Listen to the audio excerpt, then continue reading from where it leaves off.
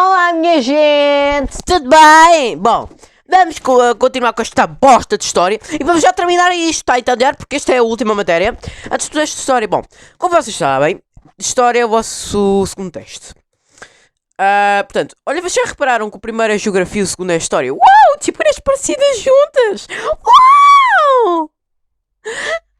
Desculpem, estou maluco porque é assim. Quando eu fico sozinho em casa, eu fico meio maluco às vezes, portanto. Entender? Eu estou sempre a ter forever, tipo, tu estás sempre a voltar, come on. Bom, enfim, eu quero tentar fazer este vídeo em uma parte só. Não quero dividir em duas partes, ok? Eu só quero dizer que o iluminismo foi aqueles dois vídeos que fizemos de história. Bom, aqueles dois vídeos de história.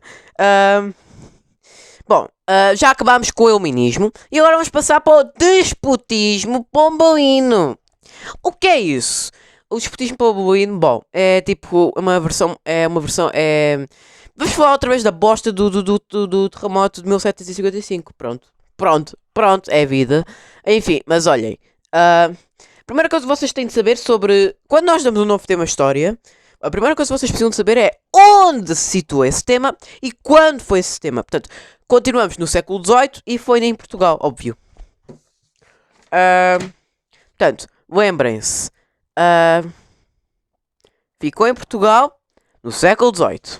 Portugal, século XVIII. Portugal, século XVIII. Portugal, século XVIII. Ok? Portugal, século XVIII. Lembrem-se desta canção. Portugal, século XVIII. Ok? Eu que ainda quero dar a matriz, mas isto... Eu já sei que este vídeo vai ficar dividido em duas partes. Mas enfim, pessoal, eu quero explicar aqui várias coisas. Esperem aí. Isto não é ficha? Tá ali. O XD. Bom. Já viram como é que está? O meu computador. Tudo. Bom. A primeira coisa que vocês precisam de saber sobre o despotismo pombalino é saber o que é um despotismo esclarecido. Bom, despotismo esclarecido é uma forma de poder no qual o rei deveria exercer o poder absoluto de uma forma esclarecida e racional. O rei é iluminado pela razão e governa para o bem do povo. Em Portugal, a monarquia de Dom José I e a ação governativa de Marquês de Pombal são exemplos de despotismo esclarecido. Atenção, vocês provavelmente vão fazer o teste de sexta-feira à noite, se eu não estou engano. Porque Fónix, eu não sei. Ou é hoje, sim, hoje, ou amanhã, ou sexta-feira à noite, ou o fim de semana. Portanto, fiquem atentos ao teste de história até o domingo, ok? Mas pronto, continuando na matéria porque isto agora não interessa. Portanto, concluindo, o despotismo esclarecido é tipo uma forma de poder em que o rei exerce o poder racionalmente e esclarecidamente, ok? Bom, para quem não sabe, o despotismo esclarecido está associado a uma ideia de progresso, reforma e modernização, em que procura-se o reforço da autoridade do Estado e a melhoria económica e social. Neste sentido, concebem-se reformas administrativas e jurídicas que dirigem a política, a economia, a sociedade e orientam a cultura. Portanto, vamos dar outra vez a porra do Marquês de Pombal, ok? Portanto, Dom José I foi o rei dele e tipo o Marquês de Pombal foi o primeiro-ministro. Pronto, isto era só para saberem. Portanto, isto vai ser... pessoal, isto é muito pouca matéria, ok? É muito pouca matéria para o teste. A sério, pessoal, eu até posso fazer uma aula de revisões para o teste. E aqui vai só em 5 minutos. Faz isso aí, pronto. Mas pronto, quero parar de falar. Portanto, Marquês de Pombal fez vários tipos de reformas. É tal e qual com mais condições do iluminismo. É igual os tipos, ok? Portanto, reforma política, reforma social, reforma económica e reforma cultural, ok? Vamos falar dessas 4 reformas neste vídeo. E depois para o próximo vídeo falamos de mais do terremoto de 1755 e o urbanismo pombalino. Mas por hoje vamos falar dos 4 tipos de reforma política do Marquês de Pombal. Primeira política. O Marquês de Pombal empreendeu uma série de medidas para reforçar o poder do Estado. Para isso criou certos organismos. Criação do erário régio, ou seja, fiscalizava as medidas para reforçar o poder. Fiscalizava as cobranças e despesas do Estado de forma a gerir melhor as finanças. Esperto! Portanto, tipo, estão a ver as cobranças e despesas do Estado? Para ele fazer com que o Estado não tivesse mais despesas, o gajo criou melhor finanças para o país. Olha que esperto, filho da mãe. Ah, criou uma junta de comércio que controlava as atividades económicas. Ah, criou uma mesa real censória, onde censurava livros e publicações que, de alguma forma, estavam contra o regime. Ou seja, qualquer coisa que alguma pessoa publicava que dissesse tipo o Marquês de Pombal é horrível, o Marquês de Pombal é uma bosta, ou qualquer coisa falar mal do rei, tipo, o Marquês de Pombal, claro, ficava chateado. É por isso que serve realmente a censória, para censurar coisas, a entender? Para censurar coisas que falavam mal do regime em que eles estavam, ok? Pronto, isto ainda é. Pronto, esqueçam, eu provavelmente vou dizer bosta. Portanto, ele limitou o poder de Inquisição, criou o Colégio dos Nobres para formar quadros da nobreza para servir ao Estado. Ok, e pronto. Portanto, criação do Erário Régio, criação da Junta de Comércio, criação da Real Mesa Censória, limitou o poder da Inquisição e criação do Colégio dos Nobres. Espera aí, só um minuto. Ok. Bom,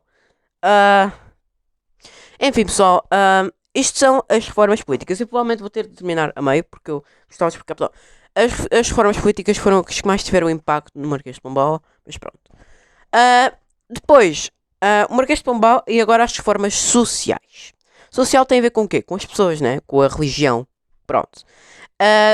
Digamos que após um atentado contra Dom José I, porque tentaram atentar contra o José I, o Marquês de Pombal decide tomar uma série de medidas que tinham como objetivo controlar os grupos sociais e afirmar o poder do rei. Portanto, o que é que ele fez? Retirou o poder do clero e da nobreza. Atenção, tipo, olha, o clero está a rezar todos os dias, a nobreza está a tentar lutar por tudo. Que são isto, puto? Ter-vos a poder e pronto. Bom, portanto, tirou o poder do clero e da nobreza e expulsa os jesuítas. E porquê que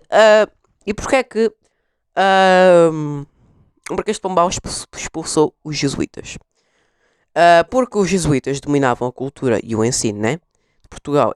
E para já ele confisca também os seus bens, né? Mas ele expulsou os jesuítas mais por causa do ensino do que a cultura. Porquê? Porque o ensino deles era retrógrado. Ou seja, o ensino deles falava sobre cultura. E o Marquês de Pombal não queria que eles falassem sobre a cultura, mais ou menos. Portanto, ele decidiu expulsar os jesuítas. Eu acho que também é por mais formas, mas eu não quero estar aqui a explicar. Porque senão isto vira uma aula de filosofia ou caraças. E eu não quero nada disso. Pronto. Agora aqui uma coisa. A ascensão da burguesia. A burguesia foi estimulada a participar nas companhias comerciais. Os cristãos novos deixaram de ser perseguidos pela Inquisição. Porquê é que os cristãos novos deixaram de ser perseguidos pela Inquisição? Para já, quem são os cristãos novos? Bom, o Marquês de Pombal, eu acho que isto é um mito, mas o Marquês de Pombal dizia um jesuíta: olha, queres ir para a fogueira matar-te ou queres virar um cristão? E claro que toda a gente ia dizer: ai, eu quero virar um cristão, agora acredito no jesuísmo, eu acredito no Jesus. Então, e é por isso, e é isso que são cristãos novos, são judeus que viraram cristãos, ok? E deixaram de ser perseguidos na Inquisição. Porquê? Porque nas reformas políticas o Marquês de Pombal limitou o poder da Inquisição, e por acaso fez bem, porque a Inquisição era uma bosta. Mas pronto, alguns burgueses que tinham estudado em universidades estrangeiras que começam a ocupar cargos importantes em Portugal, o que é bom. Pronto, e agora vamos falar das formas económicas. Portanto, o Marquês de Pombal decide voltar às ideias mercantilistas, ok? E como eu começa, portanto, o que é que acham que eu quero? Eu quero mais exportação do que importação, né? Nós já demos isto no antigo regime, ou é no antigo regime, ou foi no Renascimento, mas nós já demos isto no segundo período do dever de haver. Devia haver, literalmente, devia haver mais exportações do que importações. No caso, recentemente em Portugal, por acaso, houve mais importações do que exportações, do que a mão.